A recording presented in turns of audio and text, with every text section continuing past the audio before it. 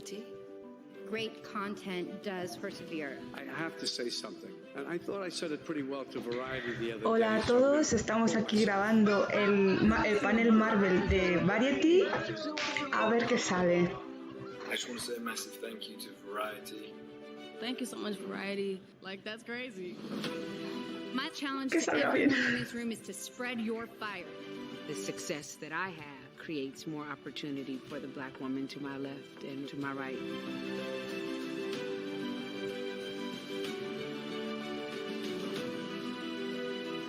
Chloe Zhao, listen, the whole season's been about her. It's just been such an incredible experience. Lead actress in a drama, and Jodie Comer came in with the upset.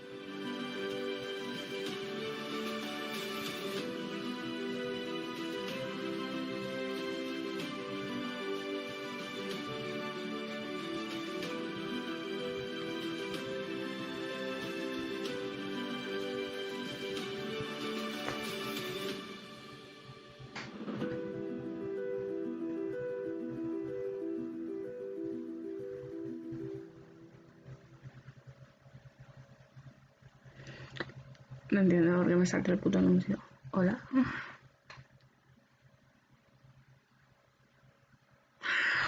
Hello and welcome to day 2 of Variety's TV Fest, presented by Amazon Advertising. I'm Adam B. Vickery, Senior Entertainment Writer, and today, for the first time, Él va a ser el moderador. The stars of Marvel Studios' first 3 series for Disney Plus. And Tom Hiddleston. Is he here? Is Tom here? Did they kick Tom off? Already. We're off to the races here.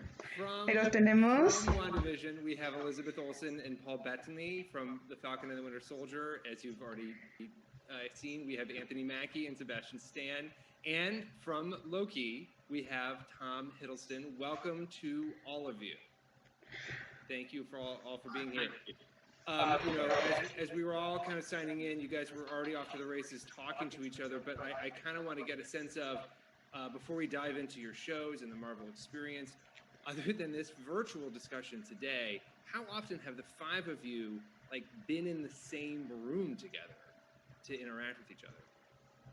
Oh, always. We lived together like the monkeys did. Yeah. We live together and we write songs and everything. It's been great. In a bubble the whole way through the pandemic. I mean, I do feel like there's oftentimes when we are all on set together in a tent. No, but it's been, right? I guess it's been like 2 years. Yeah.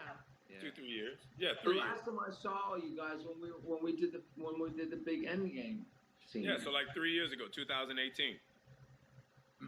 I wasn't in that scene. Tom wasn't, right. No. I saw Tom do a that's quick okay. play That's on fine. Broadway, though. Yes. Before the pandemic. I think this is the first time, Adam, that the 5 of us have been in these specific 5 have been in the same. Yeah. The virtual not. There's lots of wires that go, lots of connections that go in different directions. But this is an exclusive, I think, of this. Whether or not you choose to believe Paul and his monkeys. I preferred that version. We were I had in my head, we were making banana bread together during the pandemic and growing kale like everybody else. We're definitely not growing kale. Just stop it. Eat That for is the yourself. trash leaf. Oh my That is the trash leaf. No more kale talk. I just ate blueberries this morning. Es que allí es por la mañana, allí son las 9 de la mañana en Estados Unidos. Of course you did. So with each of your shows, all of you have been very important supporting characters in the Marvel films, but now you were all at the top of the call sheet, headlining your own shows. I'll start with Lizzie, and I'm going to call you Lizzie because you told me in a previous interview I could call you Lizzie. Lizzie, what was that experience like for you to go from being, having your specific scenes in your movies to being there every day, top of the call sheet, lead of the show? I think the first thought of it was felt like intimidating because more specifically that we were moving these larger than life characters onto a television screen, and I think that idea freaked me out. And then once that was the initial feeling, but once I spoke with Jack Schaefer, our showrunner and creator. Quiero entender que te está diciendo Elisabeth que todo lo del personaje cuando empezó con la idea de Wanda le sacó un poco de onda, pero luego los showrunners la metieron un poco en vereda en ese tema y la ayudaron un poco, ella también sabía de los cómics y tal. And her history, specifically with Paul and her own experience in just like all of the Marvel movies, and I in my brain, just because I was trying to grasp at anything, was creating these inner arcs in between movies just to hold on to something, and she pulled all those thoughts out of my brain and put them on the screen or on the page, and so it was a nice opportunity. Paul and I were actually very excited to lead our show and kind of set a tone of just like fun, respect, kindness, and discipline. And I think it made us all, punctuality. We were a very, very punctual set. No one was ever late. That is true. But that's what you get when you get when you do get to lead in a way. You get to set the standard for everyone. And we had a really great time making our show, and there was a lot of collaboration, and it was chaos. Because you're going from a movie that's like a page and a half a day to 7 pages a day. It was really exhausting, but I know we had great leadership, and not talking about us, but we had other great leaders with Matt Shackman, our director, and Jack Schaefer, and so it was a great opportunity. And you got to work with Kat Dennings. Anthony, Elisabeth ha dicho que es una gran oportunidad y luego Anthony ha dicho, y también has trabajado con Kat Dennings, Agatha. Mackie, but I will call you Anthony. Anthony, when you were first pitched the idea of taking aquí, ¿dónde estás? to Disney Plus, what was your reaction? Sebastian. I was horrified. It's funny because when I went to LA, I bumped into I didn't know who, what, where, what was going on. And, all I know is I got called to LA to have a meeting. So I walk into the hotel, come in the lobby, and I bump into Sebastian. I'm like, what are you doing here? What are you doing here?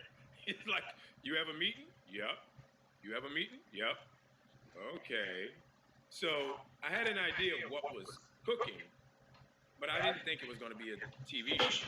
And, I would say I was very afraid and very disappointed when I heard it was going to be a TV show, because I didn't think that we could take the scope of what we had just done in all these movies and then put it on TV and it would work. And I didn't want to be like the first failed entity of Marvel. Like, you have all this amazing stuff, and then this one thing sucks, and it just happens to be me. So, because I didn't know about the other shows. When I heard they were putting like us on TV, I was like, yo, you're literally sending me and Sebastian out to pasture like 2 old cows. Why are we like, we shouldn't, there's no way you can take even like. He's being way too modest about it, by the way. After being 17 Oscar-nominated movies, I guess he's gonna have that. No way, man. No, I was mortified, and I thought it took Kari and Malcolm Stoglin and Malcolm Stoglin. Yeah, and once I heard the two of them were on, I was like, oh well, Kevin Feige promised me that he wasn't going to dumb down the culture of the Marvel franchise that they've created, because if it's just like it was going to be smaller. I thought it was going to be like Batman and Robin, the original one, where it was like pow, bing, I mean, that would be kind of fun to see in a Marvel context too. But you know, I think that it sounds like that once you got going, you both sort of got a sense of, oh no, this is still going to be at the scope of the movies. Right. Yeah. And it was all the same people, you know, and everybody can attest to this. You know, when you do these, when you become a part of the Marvel franchise, it's almost like, you know, summer camp. So when you show up to set, it's everybody, and you never miss a beat. And, you know, everybody, some people have kids, some people bought a car, some people did this. So it's like, you know, you go back to seeing all your same friends over and over. And I think that speaks a lot to the culture that Lizzie was talking about. You're at work with your friends. So, of course, you're looking forward to going to work and having a good time and, you know, bumping into Lizzie in the parking lot and tormenting her set and stuff like that because it's fun, you know? Tom, you know, I understand that for you, you even taught like a Loki 101 course to the creative leaders of your We were show. not invited. We were not invited. Let us say, Sebastian and I were on the line. Les está quejando, dice, porque no nos has invitado. Whisper about it. Everybody was talking about it. Tom Hiddleston gave a 6-hour symposium about Why were we Loki, not invited? and we were not invited. We were all on the lot. Yes, we were all on the lot. Three of us And were on the lot. Sebastian and I, they made us work. They scheduled one of our biggest scenes so we could not sneak out and crash the Tom Hiddleston symposium. Did you have a laser pointer or like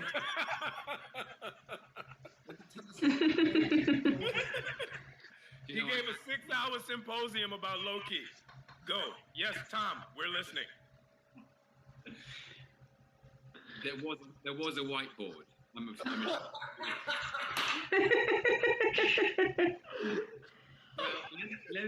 me go back. Let me go back to the beginning. So there was a kind of like, see, our show hasn't aired yet, so I have to be careful with what I say now. But so initially, when Kevin Feige and Louis D'Esposito called me about this, they were very excited, and it was around the spring of 2018, which was when Infinity War was being released into the world, and they said, you know, Disney are going to create this streaming platform, and they have, you know, we're very excited to present ideas to them. And Todo el mundo está hablando de cuando se creó Disney Plus y que les decidió presentar la idea. Es uno de los productores de Loki. Okay, and then I was excited, but Qué my guapo first este question hombre, por was, Dios. how do we do that? Because Infinity War was just about to come out, and the opening 3 minutes of that film felt extremely final. And You die. Loki dies. Yeah. And I said, well, how do we do that? Because they were so kind and generous, but also sort of conclusive about the way that scene was written. I think even Josh Brolin as Thanos says, no resurrections this time. And then cut to 18 months sorry. So Tom, when you said how can we do this, did you know yet what was going to happen in Endgame, or did they even say to you, well, we have a plan, we just can't tell you yet? Did they give you any sense of like how they're going to do it? Basically, there were moments where different people on the production team had lots of different questions about different things from different films, different movies. And in the 6 movies I made in the MCU, they were like, why does this costume change to this, and what happened here, and what was the thinking behind, why did this thing end up like that, and why do you use your knives like this in one film and your knives like this in another one? And because, again, I have to be careful with spoilers. I know that you'll be respectful of the need with 2 weeks to go. So they were basically the show is about lots of things, but it's probably there's an element of it being it's about identity. in the way that WandaVision maybe is about Greek. And we were digging into lots of different aspects of Loki and En la serie veremos diferentes aspectos de Loki. The shapeshifter who is constantly changing shape. So what's his authentic shape? Does he have one? And there's so many. I was fielding lots of questions from the production team. And then 6 hours, Tom. 6 hours. It came up in. It wasn't 6. It can't. Symposium. 6 hours. I mean, it's 2. Okay, like 2 hours. Like an hour with a Q&A. Tom. Q&A. There was a Q&A. Anyway, so I said to... Sorry. Love you. Sorry. I said to Kate Herron, our director, I said, would it be helpful if I gave everybody all the information at the same time? And Kate and Kevin Wright, our producer, were like, that's a brilliant idea. So it became... Hablando de los productores. Shamefully, it then became a kind of low-key lecture. Yes, I'm full of crushed with shame and embarrassment that this thing has even happened and is now out in the world. But if you guys want the kind of cliff notes on it, I can probably type them up.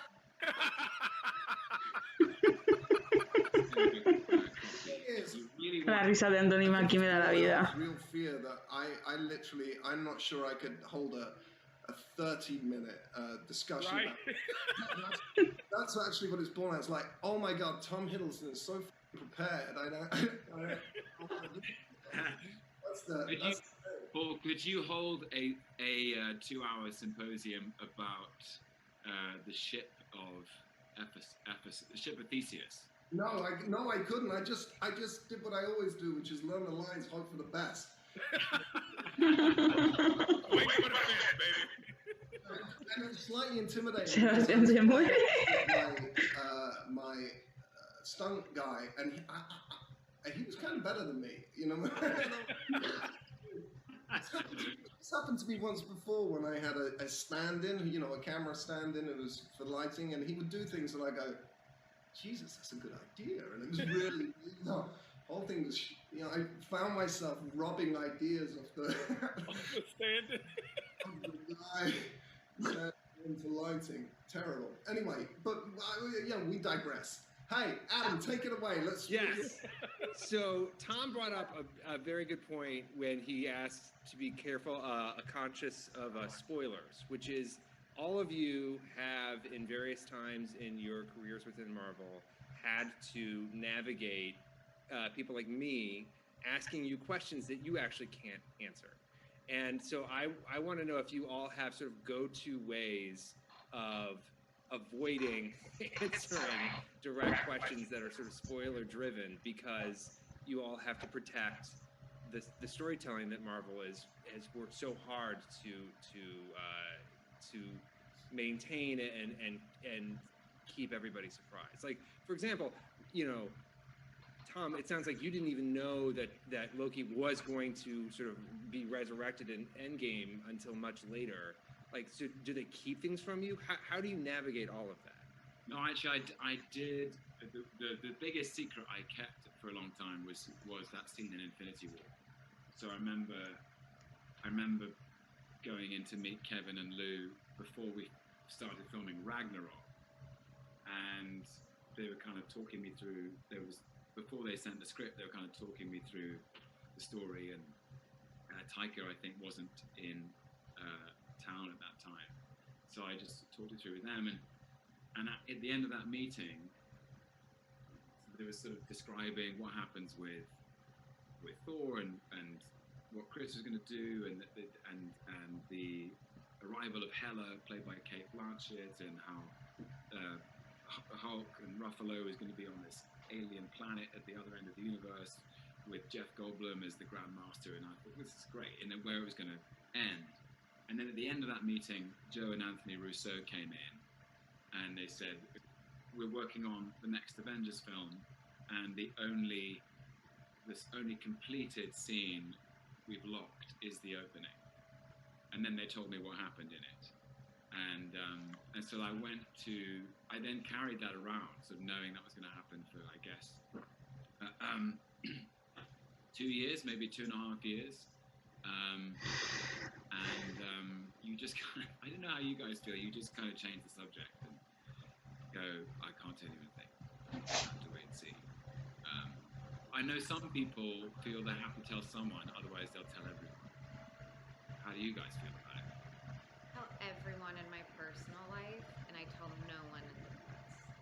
You trust the people in your personal life? Yeah, I trust them with things that happen in my life that don't get out in the press. So yeah, news.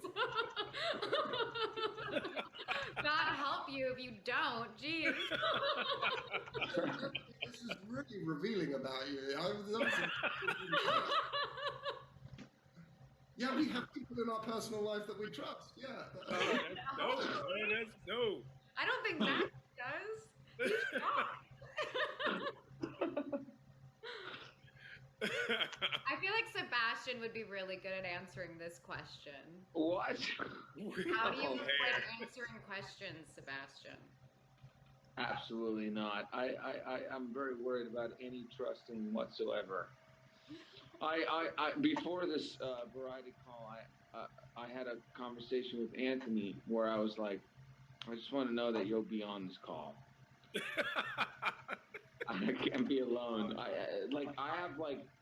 think I have an attachment issue now to him. Like, I can't even do this.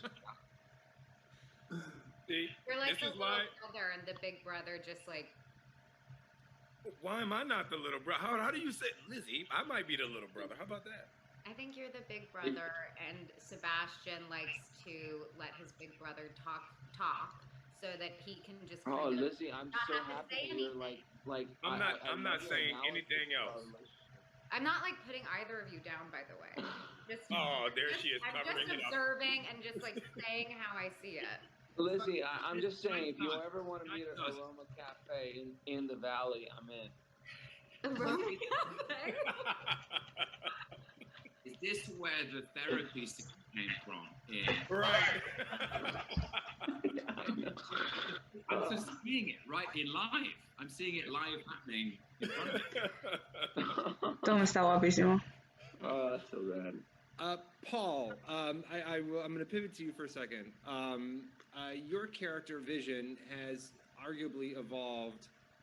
Well, the part that you've played in the MCU has evolved. I don't even know if it's necessarily really the same character entirely. Yeah, he started off as a desktop. Yeah, he started off as a voice. He started off as a PC. This motherfucker, he started off as a Gateway 700. and then you became Vision, and now, a spoiler for the end of WandaVision, there's another. Para las que estéis entrando, si queréis luego verlo entero, va a estar en mi canal de YouTube. Voy a intentar subirlo. Pero de momento os pongo así para que podáis verlo. Your time in the MCU just continually perpetuate and sort of start over again, and every time you think it's over, then they tell you it's not. What that has been like for you? Well, last time Hola, Juanico. My contract was up and I'd just been called twice. Then I got a call from Kevin Feige, and when the boss was your contract's up, I went to my wife and went, I think it's over. So I went in there, and because I'm British, I was like, I don't want anybody to feel bad, so I just went in full on, it's been a great ride, I love you guys, no hard feelings, please, and he went, are you quitting? And I went, you're not firing me? And they went, no, we're gonna put your TV show. So I was pleased, unlike Anthony, I was pleased to go, absolutely, I can keep the kids in private school, it's gonna be great. But to answer your question more seriously, yeah, it's been a fun ride. I think I was concerned about how on WandaVision I keep him being the Vision, and I think at the core of the Vision, because he's all changed. Right? He's Ultron, he's Tony Stark, he's Jarvis, and then I just, threw a bit of Aquí Paul Bettany está hablando de que primero él hizo la voz de Visión, digo la voz de Jarvis, y a partir de ahí ya le dijeron si quería quedarse para hacer de Visión.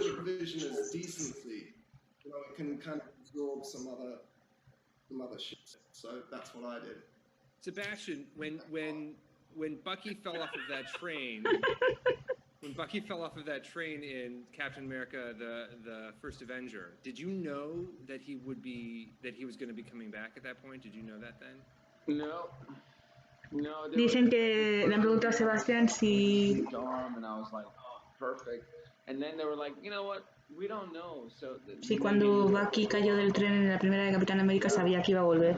Pero dice que no. Not much after that. So when did you find out that he was going to be coming back for Captain America: The Winter Soldier? A friend of mine called me and said, hey, bro, I'm at the San Diego Comic-Con and you're in the title of the next film. And I was like, oh, cool. Seriously? They didn't. Se enteró porque llamó un amigo que vio un cartel en la Comic Con. Find these things out like in weird ways, I guess. I don't know. So, did you? You know, you've been playing this role now for off and on for 10 years, as has Tom. You know, how has it changed your life? Well, you know, ¿Qué pintas me lleva, Sebastián? Your life. I mean, I'm just, you know, you're just trying to kind of like still have some sort of a life, I guess, without someone commenting on it. It's like this. It's like if I move this piece of paper from left to right, someone's gonna have something to say about it, and I just think that's really funny. Lleva media hora esto, desde las 6:30. Ha sido puntual. And professionally speaking, how has it affected for all of you? How has being part of the MCU changed the trajectories of the kinds of projects you can do outside of the MCU? The amount of commitment that you have to make with your time within the MCU? How has that affected your lives professionally? I'll answer this genuinely and not make a joke about it. What it allows for all of us is that we all have a number sign above our heads when we make independent films, and whether or not we can sell them internationally to help get financing. Because I want to do that, it does allow us to be able to do that. So I think that's a great benefit to being a part of such a huge international franchise. Genuine. Way to go, genuine. I love these films, I have to say, and I have been in less of them than I think everybody else on the Zoom, and I don't want to embarrass you, Paul, with sincerity, but I remember going to see the first Iron Man when I was, I can't remember, I was doing a TV job for the BBC, and I was working abroad and went to the local cinema, and I came back and I was like, that was amazing. That was an amazing movie. And everyone in it did amazing work. And the idea that I would ever get to be in anything like that felt so remote at that time for me. I didn't know how on earth I would be able to, you know, I was like, wow, this is great. And I was thinking, you know, maybe you do get mad love for Jarvis, but like Jarvis is great, and that's why you've evolved into the Vision, and that's why you're still here. It's been life-changing because these films mean so much to so many people, and that is a privilege.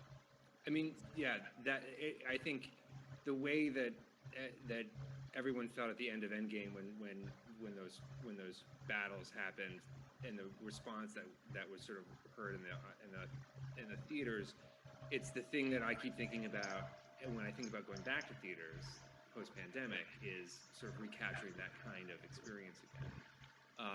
And you know, part of that is the fan interaction, the experience that you guys all have with the people who love Marvel so much. And I didn't know if any of you had any, you know, favorite interactions or memorable interactions you've had with Marvel fans that you might want to share.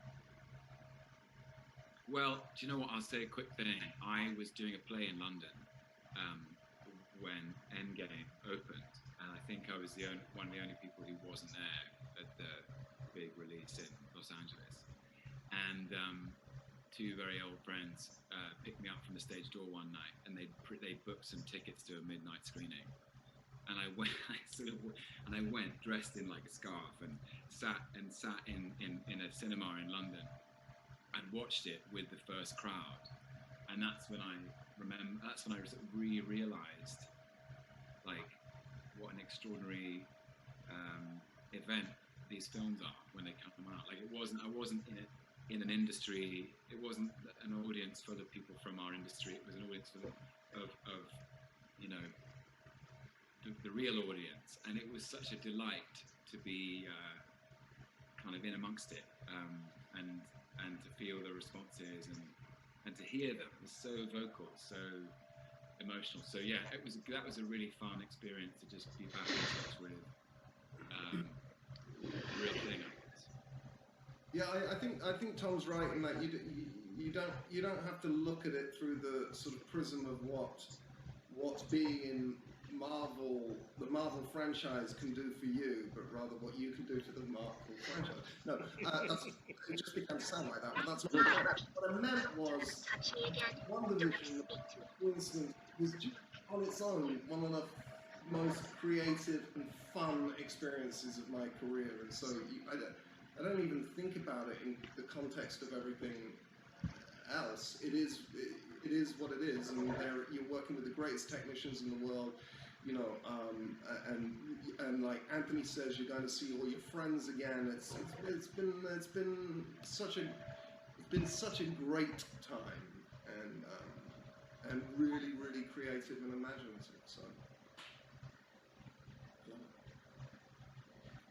I want to talk a little bit about the world building in the MCU. You know, and you know, one of the things that's sort of great about the way that Marvel operates is that each sort of movie feels sort of unique unto itself as its own kind of thing, but it's also part of this larger cohesive storytelling universe. That was, I think, appears especially true with these shows. Each of these shows are very different from the other. So, you know, these are things that, you know, we rarely get to sort of talk about because we're so focused on like the grand spectacle of it all. But like the props, the sets, the world building. Could you talk about, for you guys as actors, what it's like to step onto those and have that help your performance and help you sort of believe that you have these incredible powers or these incredible abilities, you know, and sell that story. Lizzie, why don't you go first? Oh, I was just thinking about how important my wigs are to me when you just told me to speak. I think the wigs that I put on, whether it was for the 50s or the 70s or Scarlet Witch wig, I have like 14 wigs. Dice Elisabeth que para la Scarlet Witch tenía una media de 14 pelucas. Funny mood, and I love it. And it's something that once I'm out of that chair, I'm like, I feel like I have my invisible cape on, like I'm gone. And I don't mean it in any kind of like a methody way. Just it really makes me feel like for the 50s, you know, you just want to walk different, you want to talk different. We all felt that way in the hair and makeup trailer all the time for doing our stupid vocal.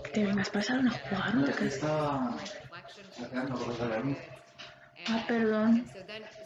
So yes, there's that part of the world building, and then with specifically with WandaVision, it was kind of incredible to watch our production design team create this nuclear home that shifted based on whatever reference. Está hablando de los cambios que tenía la casa a lo largo de las épocas. Dice que le encantaba ver cómo iban de los 50 a los 60. Whether it was the multicam set of the Dick Van Dyke Show or the Brady Bunch, we had a tree, we had a plant that grew every single episode. Like, no one would know, but like we got so much joy knowing that that plant was growing every decade. And then in the penultimate episode, it was like dead. It was like a dead tree. And I just love those details, and it really makes us feel like a piece of the fabric of the set. And oh God, not to mention our exteriors and like all the nights our entire crew were doing to paint the picket fences, paint the houses different colors, get different flowers out. I mean, it was really remarkable what Paul and I got to see our crew build. It was really inspiring, and everyone's working so hard, so you need to work harder. And everyone's just lifting each other up. It's really you're working with the greatest craftsmen, and it makes you be better. Anthony, along the lines of what Lizzie was talking about, though, for Falcon and the Winter Soldier, you were in a lot of different locations. You were supposed to be in, there was a brand new city or country within the MCU, Magicor, that was introduced. But you obviously can't, especially since part of your show was shot during the pandemic, you can't necessarily travel to all of these places. So how did you? What was it like for you to have this sort of international show and have that be part of what you were doing with the Falcon and the Winter Soldier? It was when I first read the script, I thought it was going to be one of those amazing experiences where we were going to be traveling to 7 different countries and doing all this stuff, and Sebastian was going to hurt his toe trying to be Tom Cruise, and all this stuff was going to be amazing. And then they were like, Atlanta and Puerto Rico, and I was like, sweet. And then the earthquakes in Puerto Rico happened. Then they were like Atlanta and TBA. So it kind of, our show was interesting because it really gave a wide spectrum of what this world for the Falcon and the Winter Soldier was going to be. What's the idea of everything and all these characters they were introducing into the universe, but at the same time, everything was kind of a chink in the armor. Everything that happened kind of was a punch in the gut. From us not being able to know our location, from the pandemic, from the earthquakes, there were so many things that were like set in our path that were speed bumps. So it was really a group effort with cast and crew to keep the morale up, and every location and every opportunity and rewrites and everything to really make the show work the way it did. I think the best thing that happened to us that we were taking out the first slot and put in the second slot, because I feel like WandaVision was so amazing because it really set the vocabulary for what Marvel was going to do in the streaming universe. And when you saw that show, how unique it was, how different it was, how beautiful it was, how the performances were so great, and how it still stood the test of the cinematic universe, it kind of made the audience fall in line to the new scope of what Marvel was going to be. So thank you, apologies. But it was, all of these shows, every single time was a team effort. And, from the builders, from the riggers, from the lighters, from the, writers, every single show kind of worked its way. We'll see about low key. We had the best crew of all time. No, we had the best crew of all time. Well, we had the crew that didn't sit through a symposium. Oh no. Se cachondean de Tom porque se pasa todo el rato hablando de Loki y dice que hace coloquios. After the lockdown. And so if I had any chance to publicly salute those guys, because coming back, we did 6 weeks of Loki, and then pandemic hit, shut down. We came back 5 months later, 4.5 months later. As I think, Tom, can I ask you a question about Loki? A ver. Yeah. Do you get to improvise? Do you like? Are you like? Do you get to be like? Do you get to go off at all or no?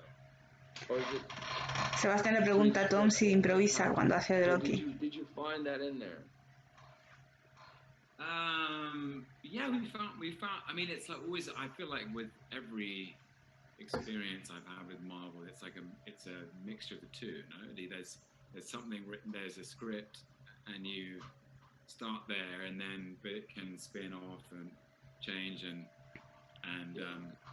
depending on the day, depending on the scene, depending on the complexity of the setup, like, well, you know, we kind of planned for this wire gag, and you know, there's a map for you, but if you do something else, we don't know if you're going to hit them. You know, kind of, can you hit the map? We need you to do that, and otherwise we're in some trouble. There was definitely room to play and to be inventive. I mean, it sounds the same as like when we were on set, and I had to remind Anthony that Daniel Bruhl was in the scene. Están hablando de Daniel Bruhl. I was like, Anthony, you know Daniel's in the scene too, right? Like, oh, sorry, but like, yeah. I mean, I guess there's a collaboration aspect to this whole thing, you know. As you go, yeah. I don't know. And you know, Owen Wilson, who sadly isn't on our yes, is so inventive and so imaginative and so spontaneous. He would always bring new things and, you know, new things to the table. And so yeah, but then I feel like it's always, my experience inside working with Marvel Studios has been like that. There's always been an encouragement to, and that comes from Kevin Feige, wouldn't you agree? Like Kevin works from a place where if someone has a good idea, let's try it. Yeah.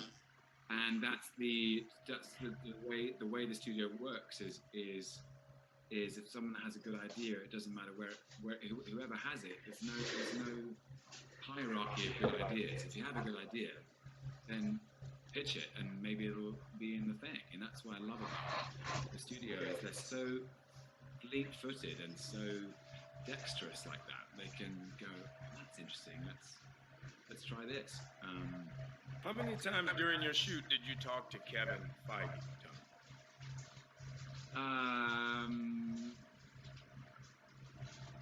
A couple of times. I mean, because of the pandemic, he was in touch about the shutdown, and so about 6 He's only asking because Anthony was calling him every Friday. I'll text him every other day. Okay, maybe once every 2 weeks. It wasn't every other day. Kevin every other day. I'm sure he did. I'm sure he did. Paul, is that true? I was booking this trip to Greece, and I had to know how much I could spend, you know. But that would be amazing if you ask him that, like, Kevin, I'm just on the corner of 6th and 8th, and I'm wondering. I wish we could continue talking, but that's all of the time we have. And this was a truly wonderful, delightful, marvelous conversation. I'm sorry, I regret even saying that. But thank you so much for taking the time to talk with us. And all of your shows are available on Disney+. Please check them out. To our attendees, thank you for watching, and please stay tuned for our next session. Thank you so much. Vale, perfecto. Acabamos de terminar. Acaba de terminar. Uy, perdón. En general ha estado muy bien. Me he enterado de algunas cosas, pero en general me ha gustado mucho. Tom está muy guapo y Sebastián con las pintas de Tommy Lee también. La risa de Anthony Mackie y de Paul Bettany me da la vida. Gracias por haber estado. Chao.